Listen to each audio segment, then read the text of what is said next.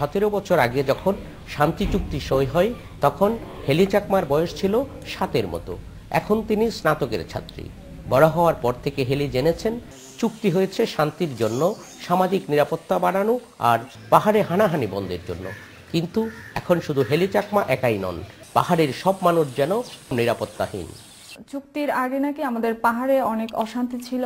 এসবের অবসানের জন্য মূলত সরকারের সাথে আমাদের শান্তি চুক্তি হয়েছিল। দীর্ঘ এ সময়ে শান্তি চুক্তির মোটে 1/3 বাস্তবায়ন হয়েছে বলে দাবি জেএসএস নেতাদের। জনসংহতি সমিতির মূল্যায়নে প্রকৃতপক্ষে মূলত মাত্র 25টি দ্বারা বাস্তবায়িত হয়েছে। আর আওয়ামী লীগ নেতারা বললেন, জেএসএস এর এই ধরনের অসহযোগিতা অব্যাহত থাকলে চুক্তি বাস্তবায়ন করা হবে কঠিন। এটা অত্যন্ত দুঃখজনক যে 17 বছর ধরে আঞ্চলিক পরিষদ থেকে জনসংহতি সমিতির পক্ষ থেকে না ছাড়া, নেতিবাচক মনোভাব ছাড়া আমরা পজিটিভ কোনো কিছু পাই নাই। শুরু থেকেই চুক্তির বিরোধিতাকারী ইউপিডিএ বলছে চুক্তির নামে আসলে হয়েছে প্রতারণা।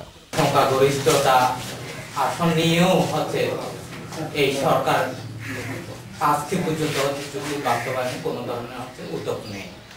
চুক্তির 17 বছর পূর্তির এদিনে 3 পার্বত্য জেলায় পক্ষে বিপক্ষে সভা সমাবেশ আর মানববন্ধন করছে নানা সংগঠন।